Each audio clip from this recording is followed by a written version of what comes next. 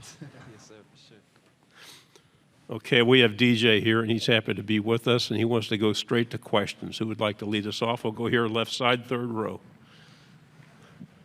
Hi, DJ. Christy Freud with USA Today. I was going to ask, where are you looking to grow personally, whether that be from a mechanical or mental perspective heading into the season, and what can we expect your pre-snap and post-snap responsibilities to be? Yeah, for sure. I'm definitely looking to improve on more coverage recognition and knowing where the defense is going to be and truly knowing their responsibilities and also knowing my teammates' responsibilities better. We'll go on the right side, front row. Chessa Boucher with NBC 33 in Baton Rouge. Last year, LSU came into the swamp. Sure. You basically helped lead them with one good leg. What do you remember about that game, and what's your biggest takeaway from that? Yeah, for sure. I remember before that whole week, it was a lot of ups and downs mentally. Just figuring out what's the plan gonna be, if I'm gonna even be able to be out there.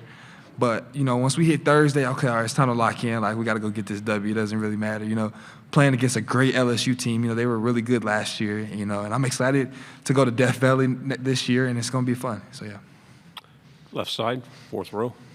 Dan Peck, ESPN 106.7 in Auburn. DJ, what were the most challenging things about getting on the getting on the field in the SEC as early in your career as you did? And what were some things that maybe didn't shock you all that much about playing in the league? I would say the most challenging thing was really just, time management. Going from being in high school and then going to SEC big-time college football, it's a big difference, especially where I'm from in a little town, Willis, Texas. It's definitely a big difference. But, once I kind of got adjusted to that and adjusted to knowing the offense and, knowing where my people were at, and now that's why I'm excited for this year, because I know where my people are at. Now I can know where the defense is at and get better at that. So, yeah. In the middle on the aisle, please. Tyler Shaw with KBTX in College Station. DJ, what do you remember about that Texas A&M game? I know it was very early in your career last year. Then how much are you looking forward to this year, kind of coming back home and playing at Kyle Field? Yeah, for sure. I'm definitely excited to go back to play at Kyle Field. I've been to I've been in a lot of games in Kyle Field, and for me to be able to play in one, it's going to be surreal. Having all my family, my teammates, my classmates, my coaches, teachers, all of them be at the game, it's going to be fun. Second row, and then pass it forward, please. Alex Byington on three. DJ, as a freshman, most players don't come in thinking they have to kind of put the world on their shoulders. But when you were kind of thrust in there, that's exactly what had to happen. But sure. How often, I'm sure you heard some of the speculation about Coach Napier and his job status and hot seat talk. How much did that actually impact you? And was that a part of your day-to-day thinking when you were out there playing? Yeah, when I'm out there playing, I'm just thinking about playing ball. I'm worried about, trying to figure out my freshman year, trying to figure out where my guys were going, but I was just, every time I stepped on the field, that's when life just kind of stopped for me. And it's just just playing ball and just being just in the moment. My biggest thing last year, I always wanted to get into something called flow state, and flow state is where you're just moving and it's just natural. Everything happens naturally, and that's kind of where I wanted to be at every year, every game. Back to the front row again. Jack Pyburn transferred into LSU. Yeah. What kind of player is LSU getting out of him? Oh, man, Jack Pyburn is a guy, It's going to be bittersweet playing against him, and LSU is definitely getting a heck of a player and a heck of a leader. Left side again. We were talking with Caleb earlier, and he mentioned, just how thrilling it is to get to play in front of the fans in the swamp. Yes, sir. Lots made of the different home field advantages around the conference. What's it like being able to perform in front of those fans? Oh, man, words can't even explain it, how it is to play in the swamp, man. The fans bring it each and every Saturday. And, I'm just thankful to be a part of it, and be able to be in the swamp, and they're rooting for us and chewing us and giving us that true advantage. Go on the right side, and then pass it behind you, please. Harrison Marino, UJ Sports. When we talked to Caleb, I asked him about what his thoughts were coming out of that Georgia game last year. Obviously, you went down with an injury in that game, but beforehand, y'all had a lead on them. How much confidence does that give you going into this year's matchup, one, and then two, I guess, what was that like having to sit there on the sideline and kind of watch how that game ended up unfolding? Yeah, for sure. It gives me a lot of confidence that, it doesn't matter who really's out there. It's all about us. It's all about how we prepare and how we go out there and treat the week, and And watching that game after I got hurt, it was the hardest thing. Like I hated that. Like I just wanted to be out there with my guys. That's all I want to do is just play football. So, seeing that, it was hard, but definitely giving me the confidence for next year to go out there and play them. Middle back row, please. Donna Conrad, 15 ABC and Bryan College Station. DJ, you got a chance to play against the Aggies last year at home. What stands out to you about A&M's defense? Yeah, what stands out to me about A&M's defense is just their interior pressure. They had a lot of good defensive linemen, and they had a lot of good corners too. They had a really good safety. Really all around defense was really good.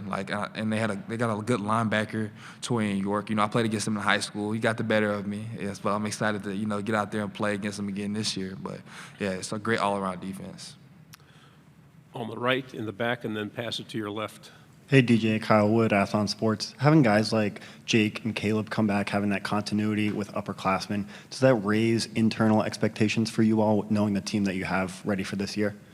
I'd say not expectations. We're not really worried about that. We're just worried about one day at a time and just loving on each other, getting better. And that's really what it's about, and the brotherhood that we've built and the camaraderie that we have is just amazing, and I'm excited just to showcase it to the world. Middle, fifth row. How will Jaden Ball play a role in y'all's offense this season? Oh, man, Jaden Ball is a huge part of our offense. I'm excited for him. He's been working his tail off this offseason, and, he's gonna definitely help us a lot this year. Left side, and then pass it over. DJ, aside from something like leadership, what do you think your best attribute is as a quarterback, and do you have anybody that you model yourself after at all? I'll say my best leader as a quarterback is, my best attribute as a quarterback is really just, I'd say just as people would say, I guess, aura, confidence, and just the way I portray myself on game day. Like, my teammates always joke around about, like they say that I'm a totally different person on game day, and that kind of oozes out of me, and it's just great to be able to be that for my guys, On the aisle, please. Yeah, DJ, when you look around the conference at some of the other quarterbacks that are playing right now, how would you just evaluate the level of play at the quarterback position in the SEC right now? Man, there's a lot of good quarterbacks in the SEC right now, and I'm it's just great to see, to be able to compete against some of them and to watch them, further their careers and stuff like that down the road. I'm excited for them. I'm always praying for them. Right side, third row. Trevor Denton, Way 31. How do you manage the pressure of being the starting quarterback at the University of Florida, especially after the way you played last season, entering this one as the starter? Yeah, for sure. I always say pressure is a privilege, and once you have pressure, that means people are counting on you to do big things. So I'm always excited when people say pressure, and that's why I just love game day atmosphere, because it feels like all eyes are on you and you got to put on a show, so that's what I'm excited for, yeah.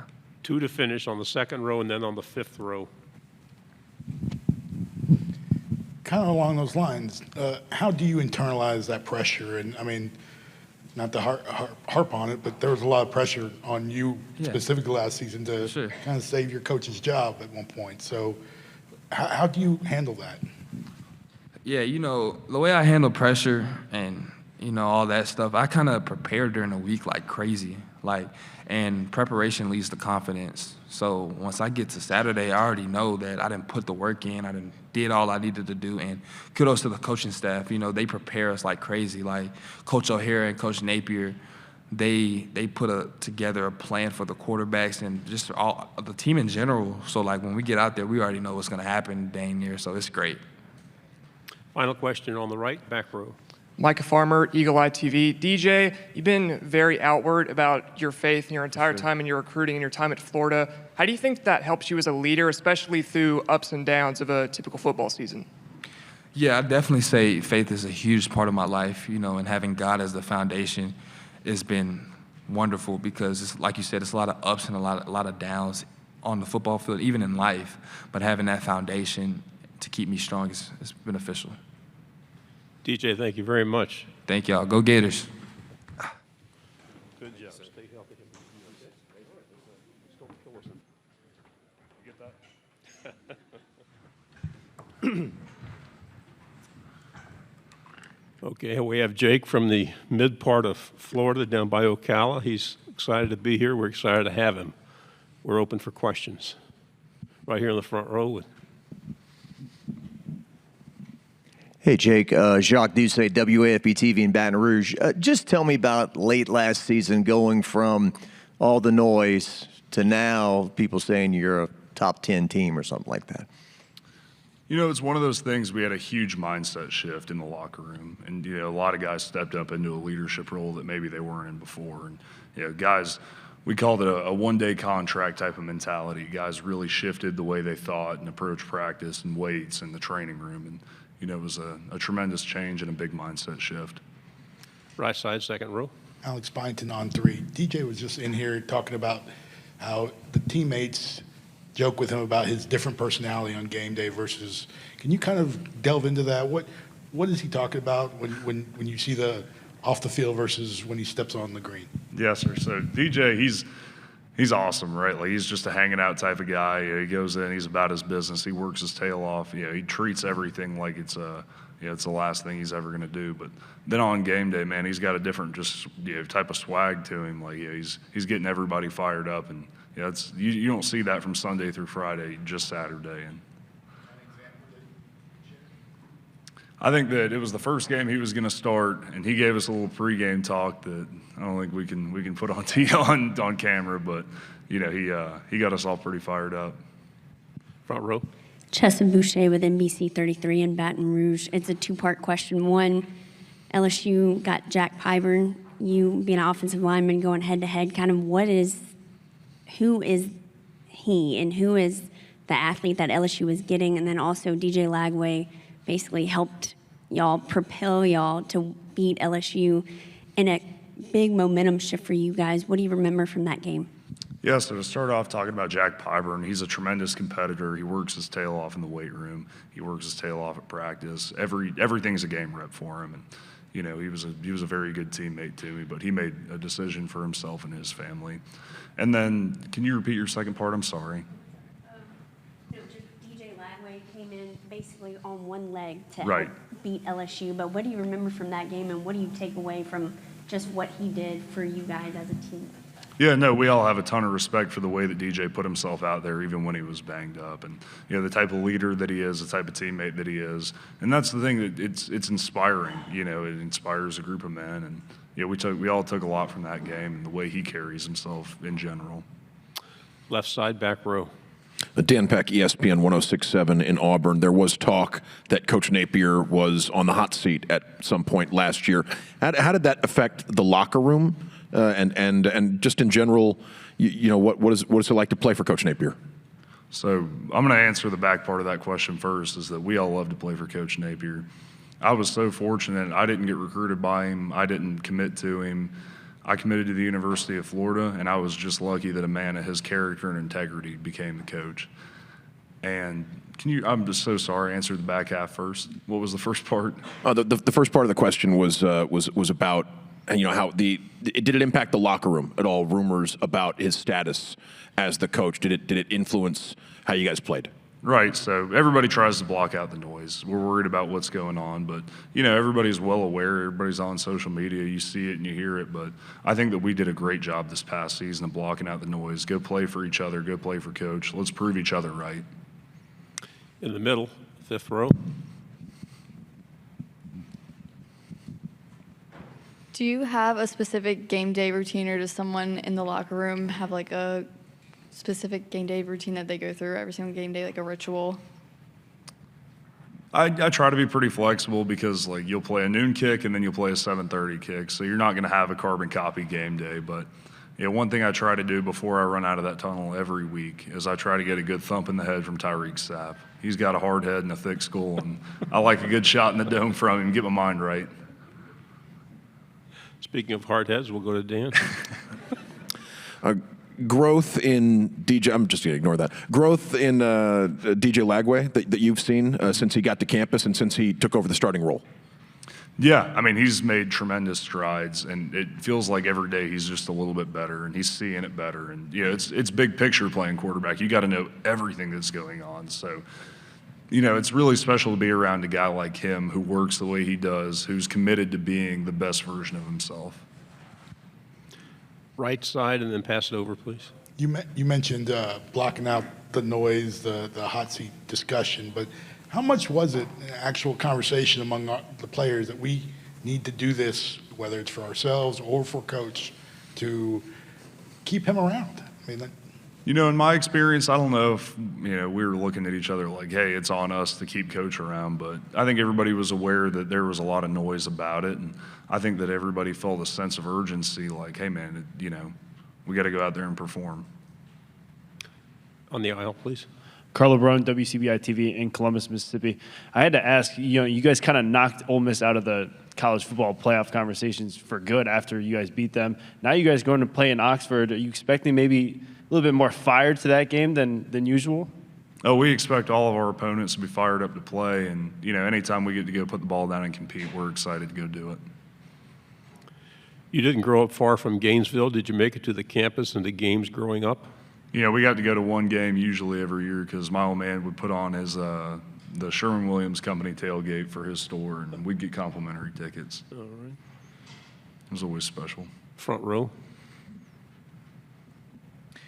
Just an early season trip to LSU and Tiger Stadium. What do you know about that? And I know all your games are important, but a big matchup in September early. Oh, no doubt. No, we're all super excited. Everybody knows playing at LSU at night's a real deal, and that's about as electric as it gets in college football. So we're all looking forward to competing in that environment. On the aisle, please. Tyler Shaw with KBTX and College Station. What do you remember about the Texas A&M game last year and going up against that team? They were a really talented team. Across the board, there was a lot of guys who were big, strong, fast, really good football players. I remember that it just felt like we couldn't ever get our feet underneath us, and it was a tough game for us, but I think there was a lot of growth that we got from that game. How's it feel at the end of the third quarter when they start that song? Oh, it's electric. You hear that Tom Petty Won't Back Down, and there's nothing like it. You get chills every time it comes on. Right side. Talked a lot about DJ, but and he's getting a lot of preseason hype, a lot of attention and odds and such that. What's it like, kind of seeing him in comparison to some of the other names that you're seeing out there? Obviously, Arch, Garrett, other guys have done a lot as well. Right. I think that it's a great honor for him to be recognized that way, but he knows just as good as anybody that that doesn't mean anything. We got to go put that on tape. We have time for a final question. Anybody here? We'll go here in the front row again. I mean this as a compliment. Do you often get struck for being older than what you are? You don't seem like the average 22-year-old. No, sir. I do get the you ought to be 30 type of. Hey, thank you very much, Jake. Good Thank job. you, sir. Hey, stay healthy.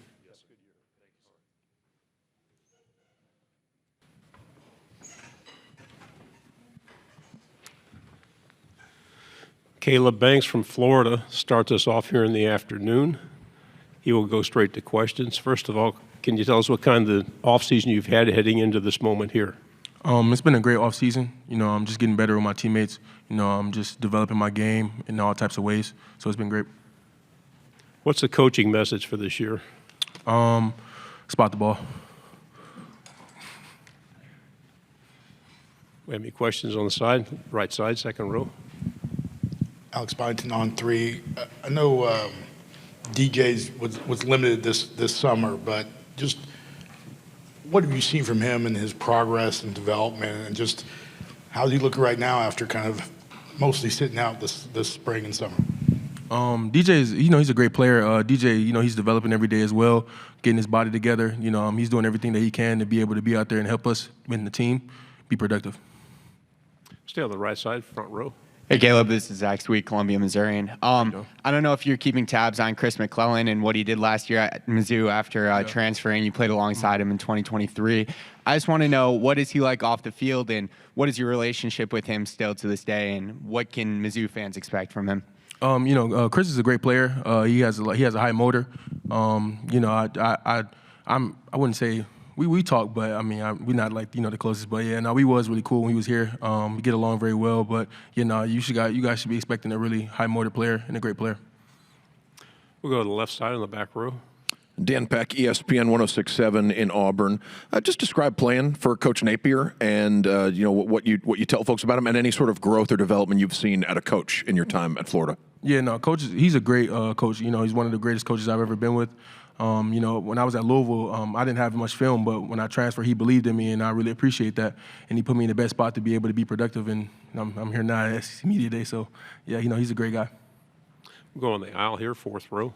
Hey, Caleb, Kyle Wood, Athlon Sports. You opted to come back for the season. I'm just curious if you could share a little bit more about your reason behind that, and if there's anything that you saw from DJ Lagway that inspired your decision to return. Yeah, it wasn't just DJ Lagway. It was the whole entire team. I wanted to come back and play with my guys. I wanted to be the first male in my family to graduate, first generation to graduate. I feel like that was very important, and just come back to get a national championship, and of course, have a higher draft stock for the NFL in the future. So yeah. Left side, third row. Yeah, Tyler Shaw with KBTX in College Station. You talked about your decision coming back, but part of that, what kind of gives you optimism about this year's squad, this year's Florida Gators, that it's going to be better than last year? We work hard every day. I watch those guys work every single day. I watch how hard they work. I watch how much work they put in and day out, the extra time that they put in. And it's the little things too as well. So I feel like it's going to be a really great year for us. We'll go on the right side, second row. Was there a time last year that, whether it was before he got put in as a starter, but that you knew DJ was going to be everything he was built to be? Yeah, I used to watch his film in high school, man. He's a dude. Just like the little things that he do, like to critique his game, I think he's a great player. And I once he went in, we didn't have no type of doubt that he would be able to take over and be able to help us win that game. Yeah, I watch him in practice. I'm in the backfield all the time in practice with him. So I watch him. I watch how he be in practice. He's a good guy. He's a good player. You talked about improving your draft stock. What do you think you have to work on the most? My run game. I think my run game will be the biggest thing for me this year. My pass rush, honestly everything. My pad level, I think I can get improved in everything. There's always room for improvement. So just got to keep going. We'll go back here on the aisle on the fourth row. If you could raise your hand higher next time, please. Obviously, the team ended on a high note on that winning streak. How do you kind of carry that momentum from last season into a new year, and how do you also avoid the slower start that you all had in 2024? Honestly, I think it's a mindset thing. I think if we have the right mindset going into the season this year, and we have a great fall camp, we'll be able to go out and be successful this year. Back on the right side. You talk about your appreciation for Billy, or Coach Napier. What's it like as a player to kind of hear and see the headlines or the speculation about your coach's job status? Obviously, he's got to deal with it, but what's it like internally among the team? We all believe in Coach Napier. We know he's a great guy. We know he's a great coach, and we believe in everything that he's done for us. He puts us in a great position every single day with everything that we do. So, we love him. We'll go on the left side, back row. Florida's a program that has its share of rivalry games: LSU, Tennessee, Georgia, Florida State. Do you have a particularly favorite game, to play, a game you look forward to on the schedule? I'm looking forward to every single game. Honestly, I don't have anyone picked out. I'm ready to play ball. On the aisle, please. What do you remember from the Texas A&M game last year, and then how much you're looking forward to going on the road this time to Kyle Field? That was a great game. We had our times. They shot at us, we shot at them. But I feel like this upcoming season, if we just be more disciplined with certain things as a defense, we can have a great year and a great game against them. Right side. Harrison Reno, UJ Sports. Caleb, what do you remember from last year's game against Georgia, and what is the team's mindset going into this year? As before Lagway went down, it looked like y'all were going to take it to him. Yeah. That was a great game.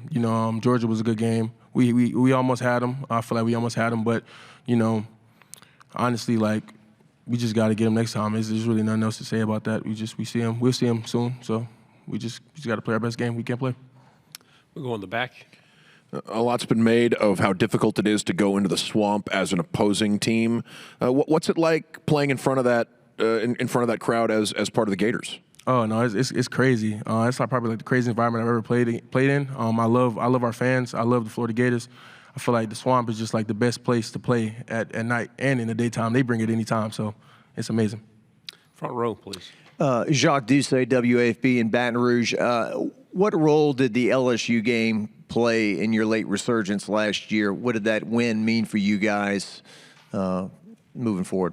It was a really big win for us. We wanted to be able to prove to everybody that we can beat a top team, and they kind of thought we couldn't. So we had to prove to ourselves and everybody else that we can do it. Simple as that. What does it feel like when you're winning and the third quarter is over and they play the song? How does that feel?